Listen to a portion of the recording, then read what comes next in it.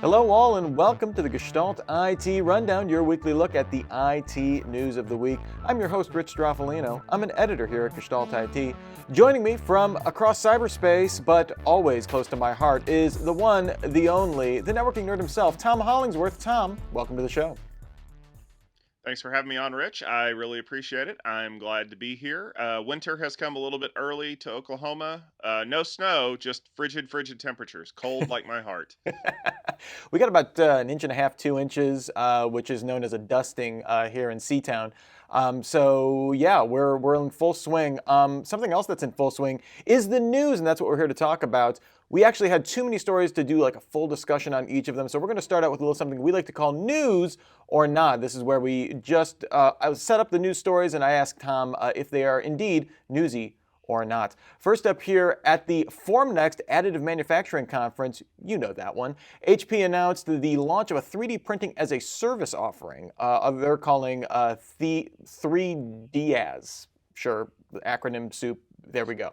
The base service will come with automatic replenishment of supplies, billing, and usage tracking, and on-site support, and offers a pay-per-build model that will use HP Jet Fusion 5200, 4200, or 500 series 3D printing equipment. HP says this will allow customers to move from prototyping to production quickly with less upfront capital investment. 3DAS, Tom, news or not? I think this is news, and the reason why this is news is because this is exactly where I expected HP to take 3D printing. This is the same model they have for every other thing that they do. We'll give you a printer, or you'll rent it from us on a weekly, monthly, yearly basis, as long as we get to be the ones that maintain the printer. Because remember when everybody started doing the refill your own ink cartridges or recycle your toner cartridges thing, and HP started losing lots of margin because, as it turns out, there's a ridiculous amount of margin in all those supplies. That's what we're going to see in 3D printing. And that's really what I kind of expect we want to see, because then, like, I have a 3D printer sitting right here next to me, just off my, camera left. It's great, but like managing filament and managing all this other crap, pain in the neck. If I had somebody who could just say, okay, here's my print jobs for the last month.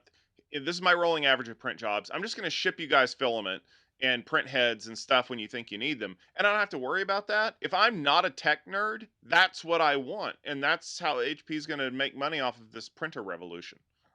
Yeah, it's really interesting. And yeah, for me, the big equation here is if this is going to actually benefit customers, because clearly there's a benefit here to HPE, right? They're obviously going to be charging more over the long term if you have a 3D printing setup for any length of time than it would be just to outlay the capital investment. It's purely a matter of convenience and amortizing that cost and that kind of stuff. So I'm interested to see what the actual convenience will, because I do think there are some legitimate, like, hey, if you can just prototype faster and you don't have to worry about that upfront investment, you can just pay HP like for making 5 copies of something. I do think there's a legit business value there as well. Hmm. All right, next up, the Canadian enterprise information management company OpenText announced plans to acquire the cloud backup provider Carbonite in a deal worth $1.42 billion. The announcements coincided with Carbonite's Q3 earnings report, which, if you didn't see, wasn't good.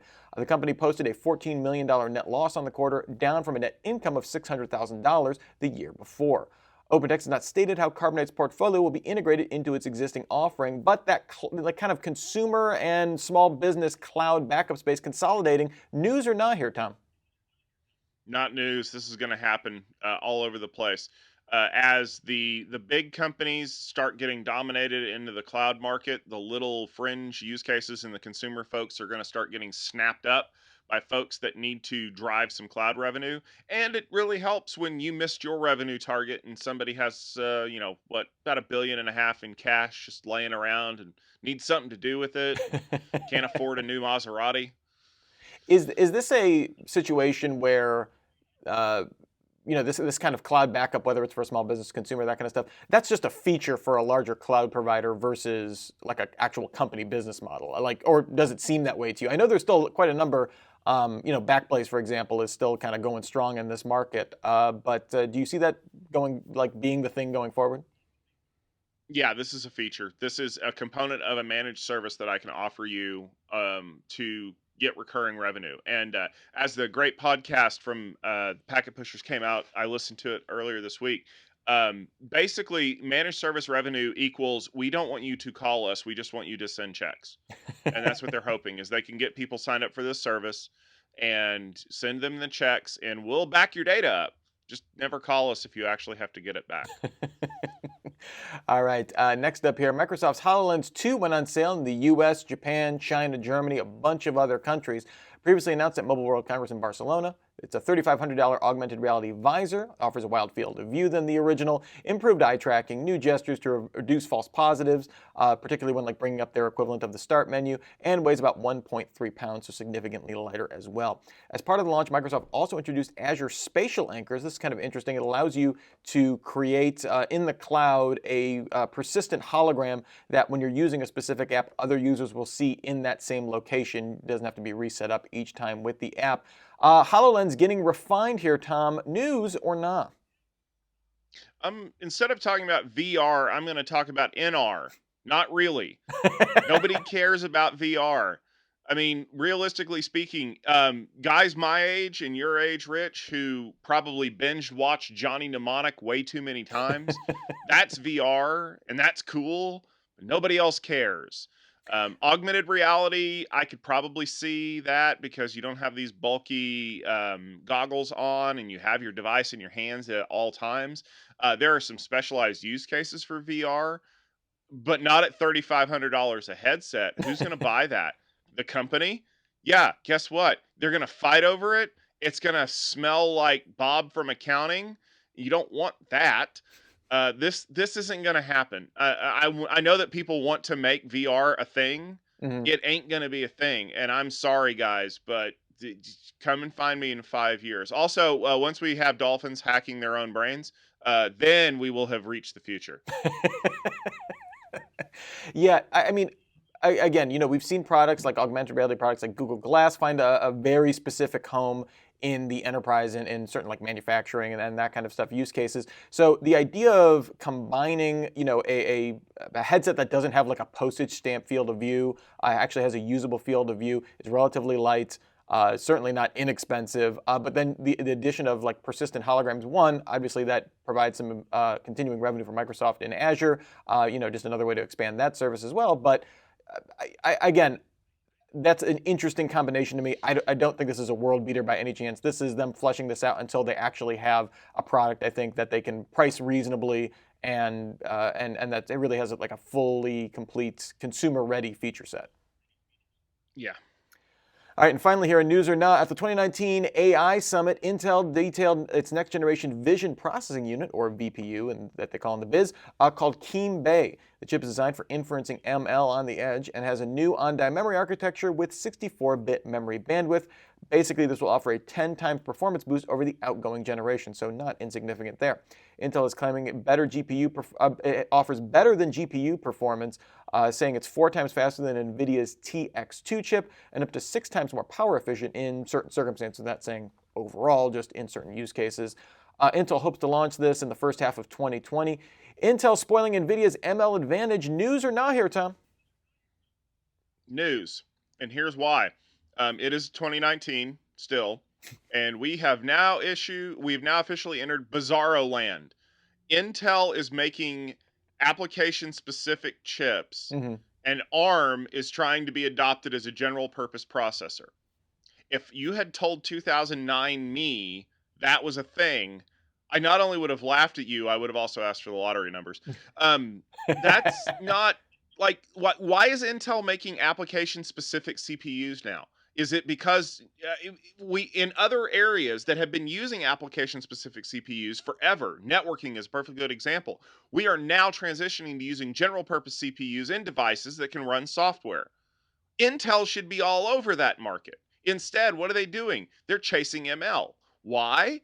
Well, I'm assuming that the people at Intel think that ML is going to be, the next big hot thing. Well, guess what? Just like COBOL programmers and buggy whip manufacturers, you're still going to be making money off of selling boring old general purpose CPUs to companies that need to put them into other devices. And chasing that hot, sweet ML cash is probably going to ruin your company. All right. Well, we will see on that. I don't think we're going to be seeing that in the next couple of years, but I think that's an interesting warning for the company, certainly. First up here on our discussion, I wanted to get into a report from GitHub. They put an annual report they call the Octoverse report, basically looking at overall trends of their user base, programming languages, that kind of stuff. I thought was interesting. According to this year's Octoverse report, the code repository now receives more than 80% of code contributions from outside the U.S., a new high. This isn't to say that this is the first time it's been a majority international, or I guess outside U.S. contributions. It's been majority outside the U.S. contributions since 2014, but that 80% is definitely a new high. Contributions from Africa grew 40%, the largest growth in any continent, and that centers around a number of tech hubs in the continent, with the most overall contributions, unsurprisingly, coming from Asia. JavaScript remained the most used programming language, no surprise there, but Python beat out Java for the number 2 spot for the first time. Microsoft's Visual Studio Code, Azure Docs, and Google's interface toolkit Flutter were the top open source project by contributors this year. I think Kubernetes was like number 5 or number 6. It was right up there as well. Anything surprising to you, Tom? I mean, no surprise that more contributions are going to be coming from outside the U.S., but does that number 80%, is that significant to you? Yeah, I think it is. I think what you're starting to see is the fact that as brain as brain drain happens in the US, as companies stop bringing people in on H-1B visas and things like that and leave them in their home country and farm the work out to them, you're going to see that a lot of code contributions are going to start coming in from places that aren't here. Hmm. And that's because, quite honestly, it's cheaper for me to leave a tech in China or India or Africa and pay them there than it is to go through the process of doing immigration here.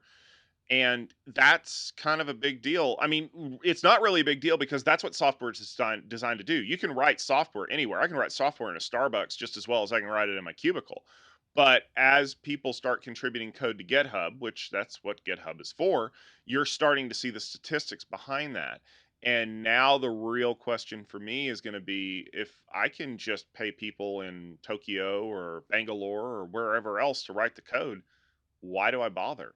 Why don't I just have them write it there and I just ship things over here and assemble them? Now, some of the other stuff is pretty, I like it. Yeah, Java can die. Like, we need to drive a coffee shaped stake through its heart and bury it in the holiest ground there is so that it'll never rise again to bother us. And Python, yay. But yeah, otherwise, this is the inexorable march toward programmers becoming a fungible commodity using standard language and standard constructs to build software modules that we then assemble into other technologies.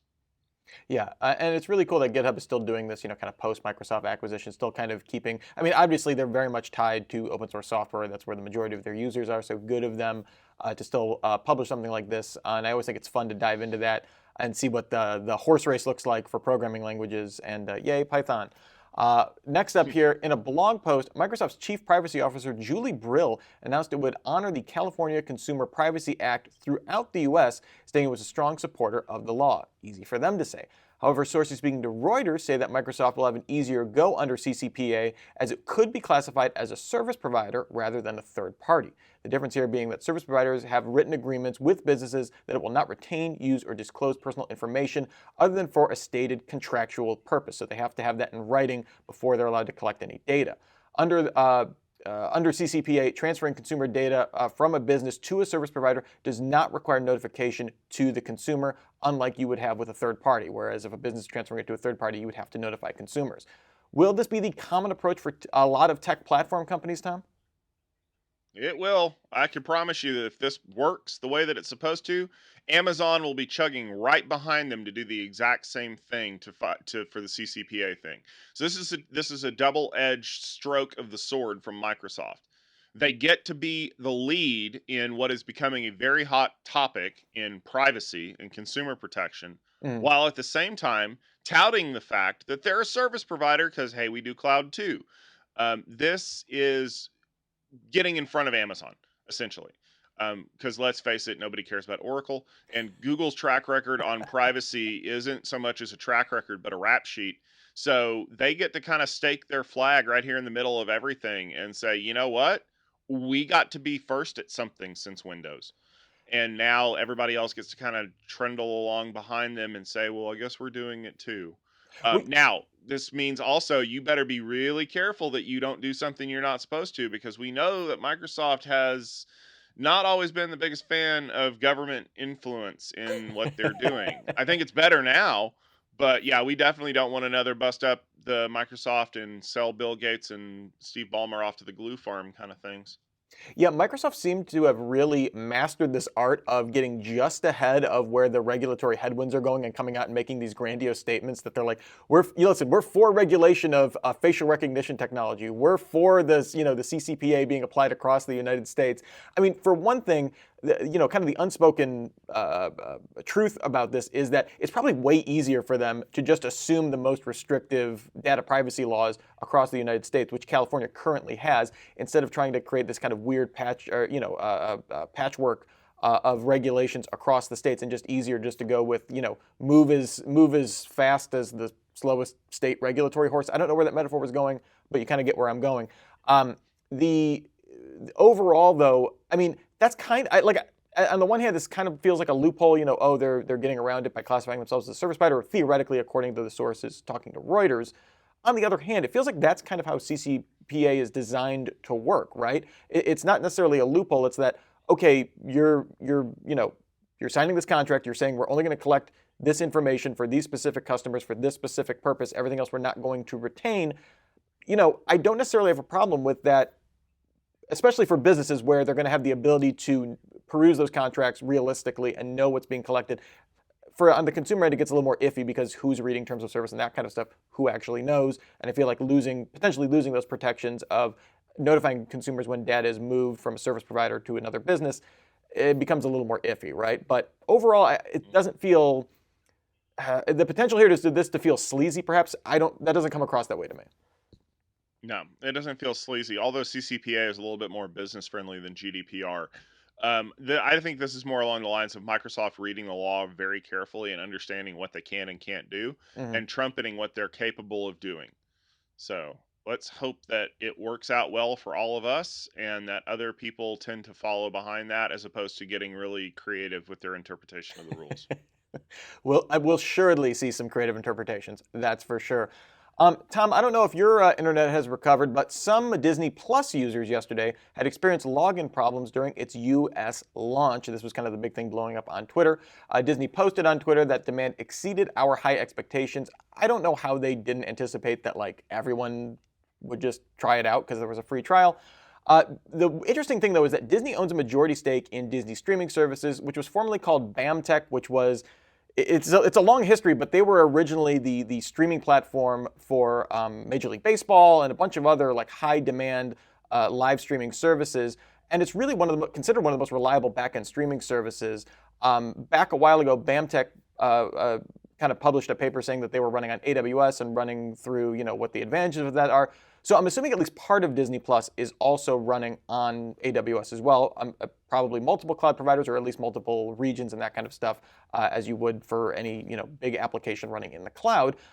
Do you think this is an issue of cloud scaling here, Tom, or are we looking at more of an issue of there's an extremely complex digital supply chain, for lack of a better term, to get from the data center wherever that file of The Mandalorian lives to your Roku in your living room? And is this more of a fault of CDNs or that kind of stuff? Does that feel based on what we know right now?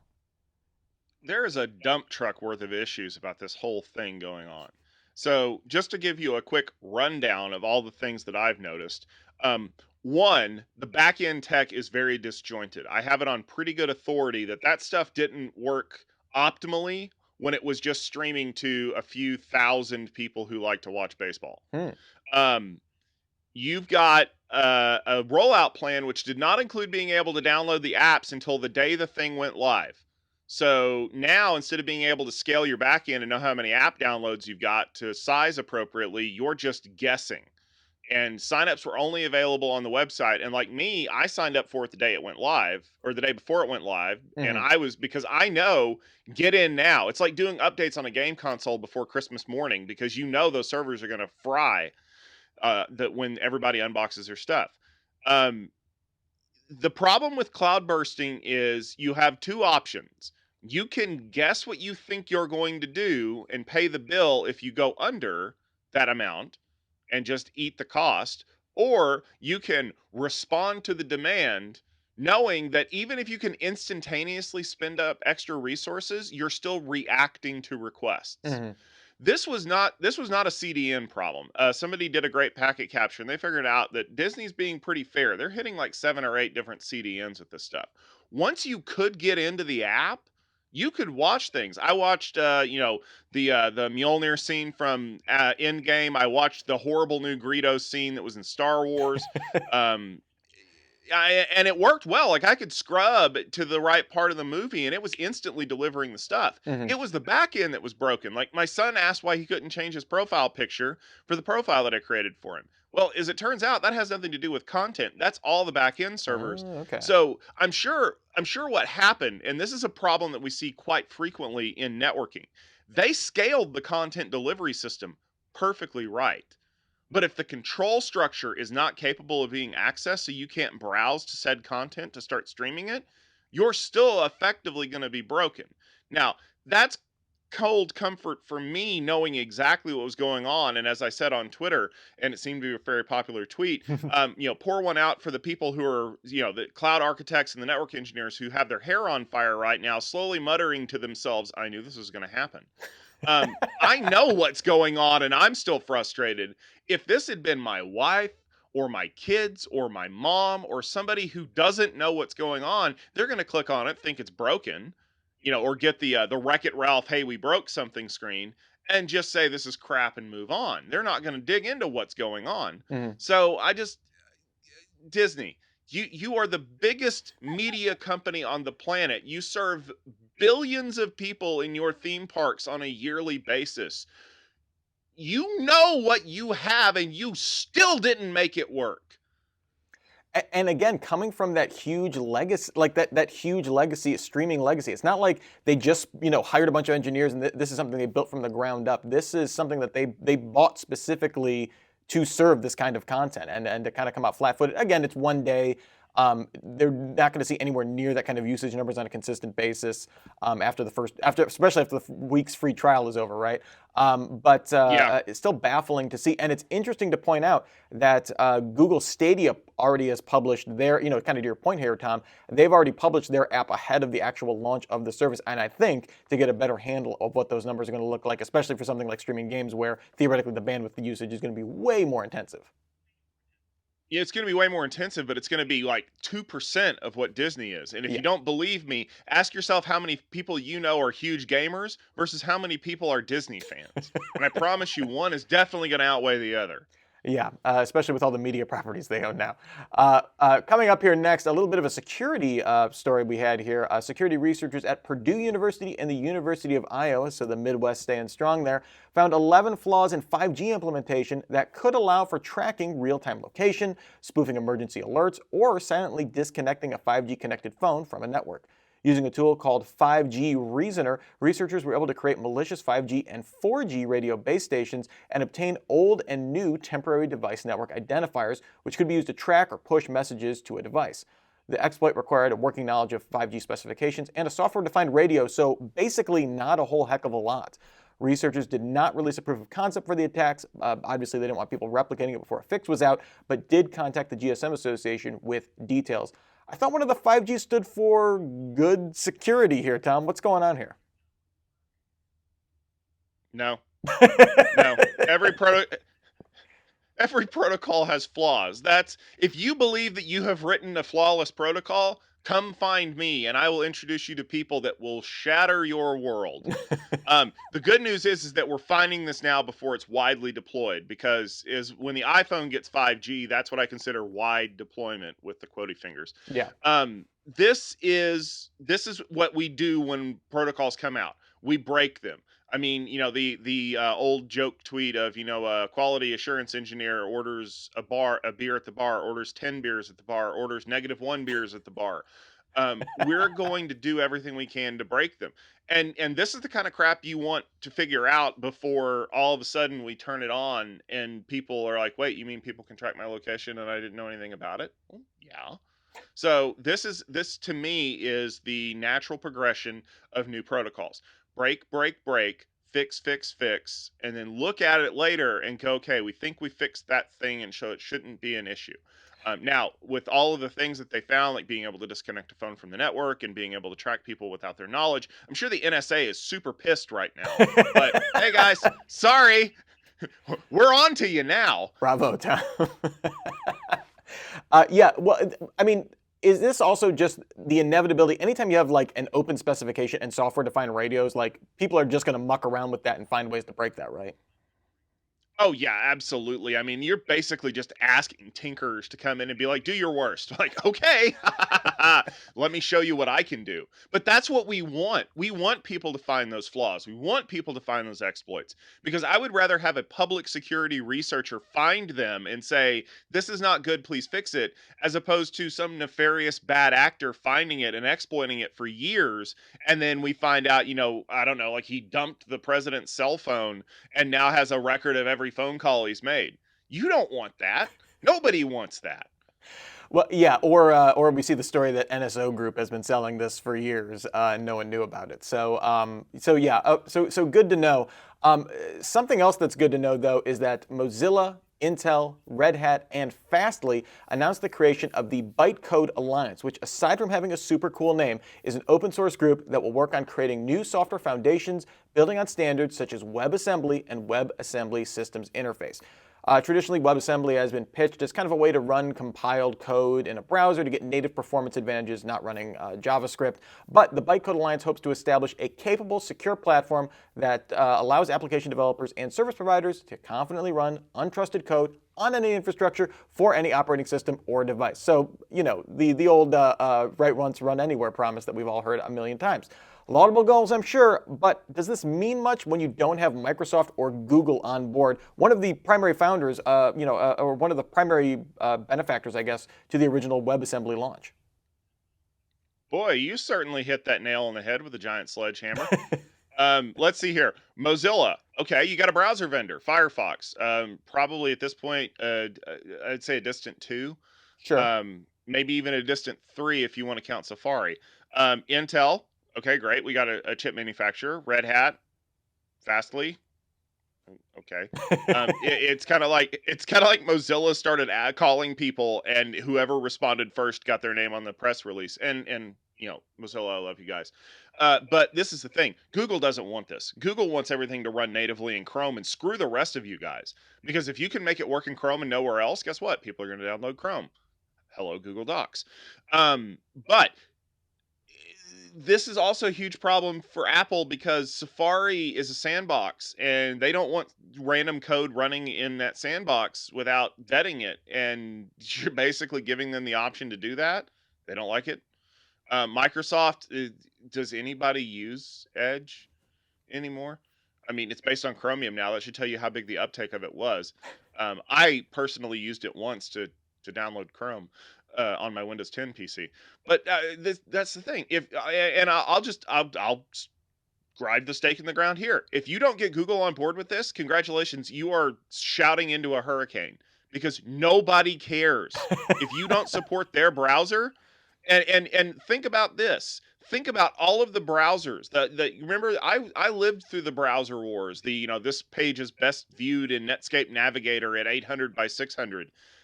Realistically speaking, today, every other browser you use is still based on Chromium. All of those niche social media, web credential, awesome, whatever. I mean, Opera is based on Chromium in a lot of ways. Yeah. No, if you don't get Google on board, you have nothing. Period. Yeah, to me, that was just such a glaring omission. Although it is like the foundation of people that, they make cool stuff. Let's all work together to make some more cool stuff. Like, I love the idea of this. I love the idea of WebAssembly. We've seen some some interesting work on that, through the Tech Field Day community, like some very basic kind of first steps on that.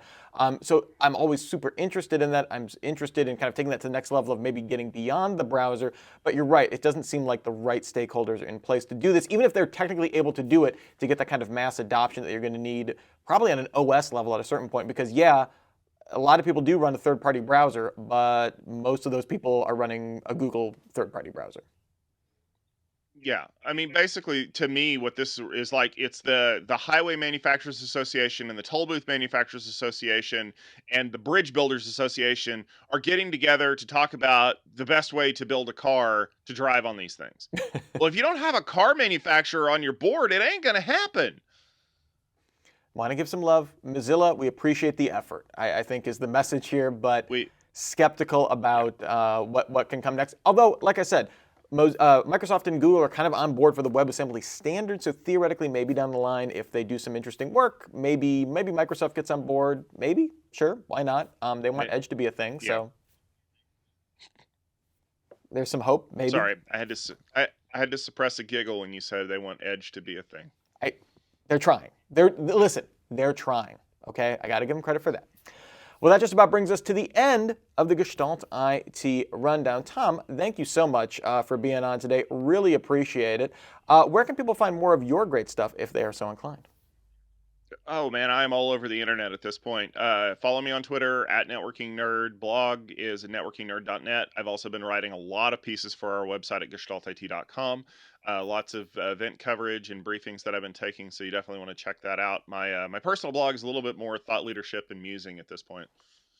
Yeah, and another thing people should check out, always gestaltit.com, but this week we have our 10th anniversary. We have the 20th Tech Field Day, but it's celebrating our 10th anniversary with the event series. So check that out at techfieldday.com. That's live streaming today, tomorrow, and Friday. So Wednesday, Thursday, Friday if you're watching this at a later date. So make sure you check those out. Lots of great content on there. We have a lot of original delegates and a lot of original presenting companies kind of making a return in grand style, and lots of great technical conversation. It won't just all be reminiscing. So be sure to check that out. Really excited for that. And if you are interested in, kind of getting a little bit of data recovery webinar on, you can check out one that I moderated. You just go to commvault.com/webinar. I did that with Commvault and with Glenn Deckhazer, who we've worked with the Tech Field Day community as well. So be sure to check that out too. Really proud of the work we did there, and that's going to be going up.